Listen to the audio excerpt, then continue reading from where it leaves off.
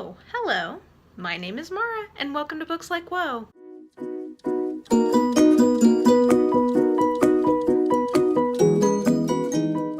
So we have come to the end of October.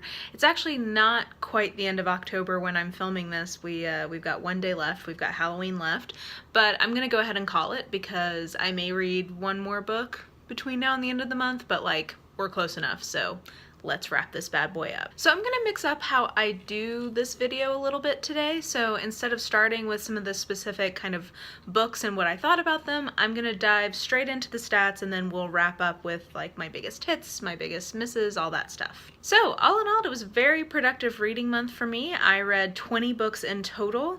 Now that includes several audio, which is how I got through so many books. You know, I've had people kind of comment of like, oh geez, you read a lot of books. And I do. Like, I do read a lot of books, but keep in mind that some of those are always audiobooks, which I listen to, you know, from work, at work, if I'm doing something that I don't need, you know, intense focus on. So I managed to get in a lot of extra reading hours that way. So with those 20 books, there were 10 that were from the library, 9 that I owned.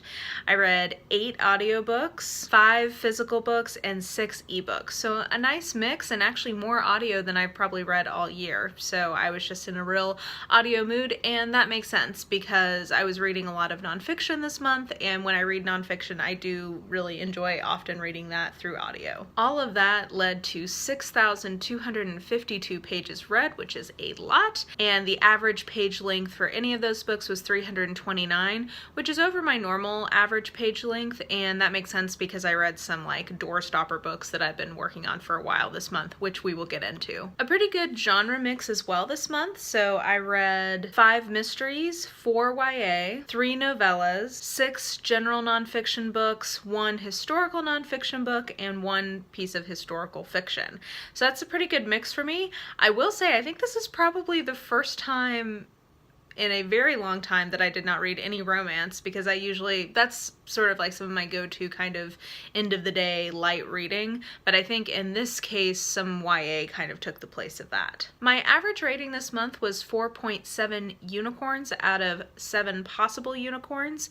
Now that's an above average reading month for sure, and that number is actually brought down because I did have 1 DNF book, which I'll get into later. That would be a 0 for me on my scale, but overall everything else was at least a 4 unicorn book for me, which if you're not familiar with how I rate things, that's the equivalent of about a 3-star on Goodreads. So pretty much everything I read was 3 stars or higher, which is a really good month for me. And as you can see, I had a lot of 5 unicorn books this month, which would be a 4 out of 5 stars on Goodreads, so that kind of skewed things up. I had 1 7 out of 7, which means an all-time favorite, which you guys will see in an upcoming Project Poirot, and 2 6s, which again, that is like essentially a 6 is favorite of the year type of a thing on my scale. So yeah, overall just like a really strong month. I was enjoying what I was reading, and even though I didn't end up reading exactly what I thought I would, I still had a really, really good reading month. And then in terms of overall collection management,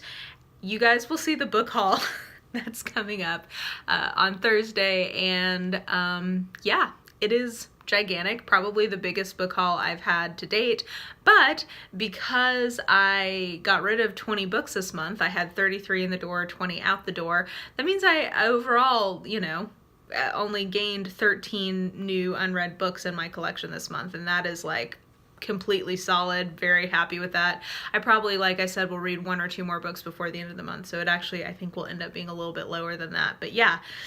So I was definitely acquiring a lot, but I was also either unhauling or reading a lot of my books as well. So yeah, that works for me. And in terms of my actual active TBR, we're ending up with 59 books that are physical books on my TBR right now, and 49 ebooks on my TBR, which is 13% of my total collection. And yeah, that's right about where I would like to be. I would like to try to get that TBR probably down to be closer to 200, but anywhere between, let's say, about 180 to 220 is pretty normal for me. So now that we've done the stats, let's get into some of my biggest hits, misses, etc. First, I think we have to start with my biggest achievement, which is a new category, but I finally got through The Rise and Fall of the Third Reich by William Shirer. I never know how to say his name, but that was a book that I've always wanted to read. It's considered sort of a classic in historical nonfiction, one of the early definitive kind of retellings of the history of the Third Reich, and given our current political climate, I felt like it was something that was important to read. It was a very edifying read. It was not, I would say, like a page turner.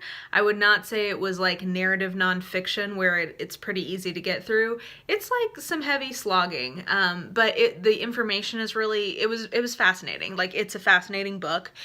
It's not, like I said, it's not the best written historical nonfiction I've ever read, which is why it didn't get a 5 out of 5 on Goodreads for me. It got, I believe, a 4 out of 5 stars on Goodreads. Very worthwhile. The only thing I would caution is that it was written in the 60s and therefore reflects...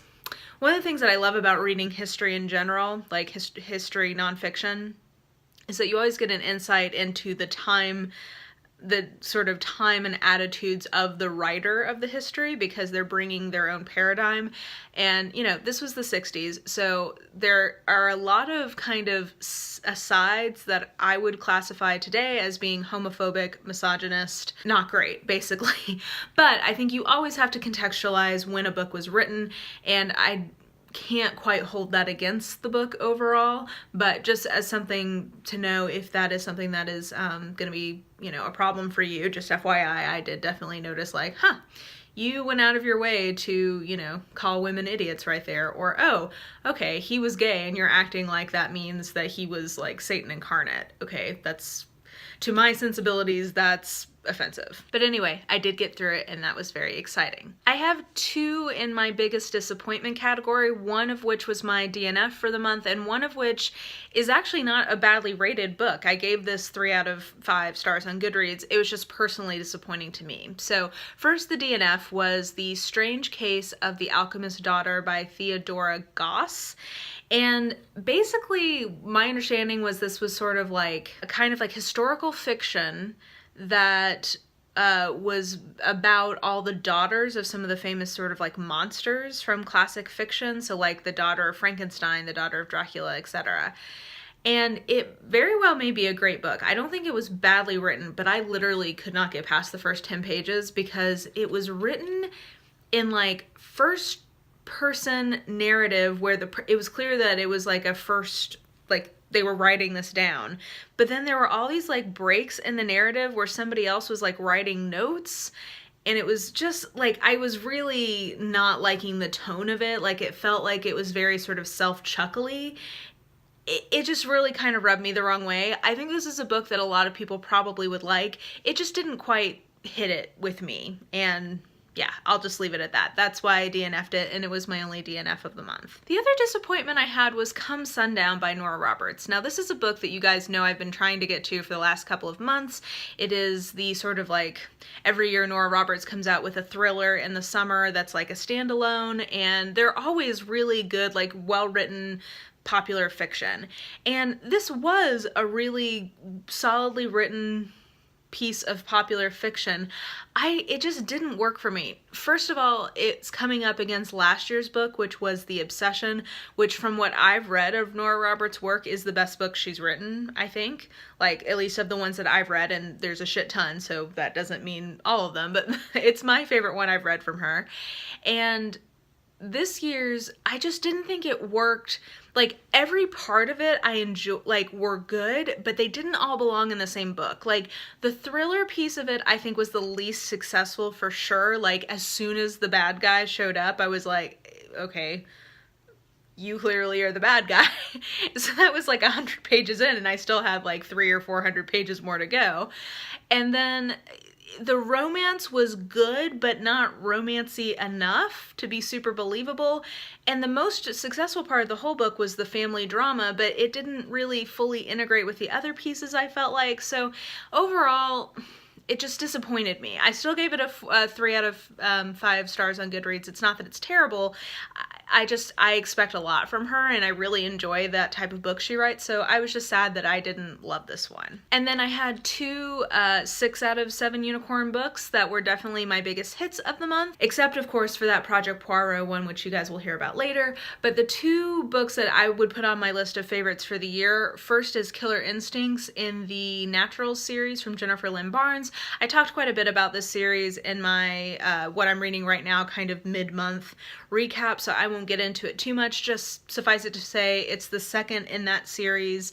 I think it's the best of the series, and I think overall that is a really, really good series. It's YA, like it's a great, one of the best YA series I've read in a very long time, but I think it also just sort of works as a light mystery, light thriller type thing. So really enjoyed that. 6 out of 7 unicorns for me. And then the other was Why We Get Fat by Gary Taubes, which I also talked about in my what I'm reading right now.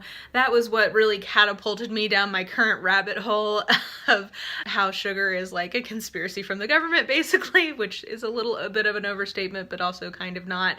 Anyway, I've cut out sugar this month, guys, and I just have to tell you, I feel fantastic.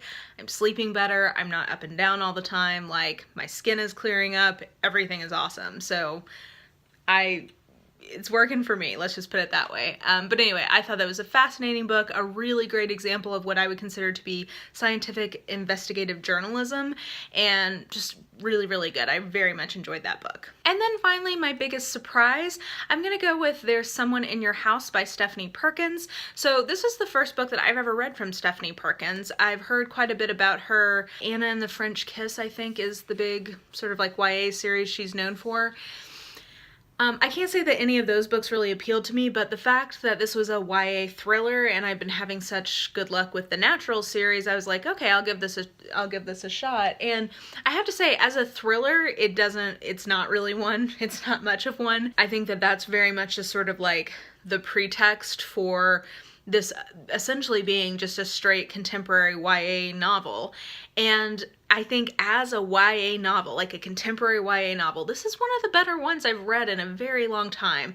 I really appreciated a few things about this book. One, there was great representation and diversity in this book in a way that I thought was meaningful and not just lip service. In terms of like our heroine is biracial. She's part Hawaiian and part African American.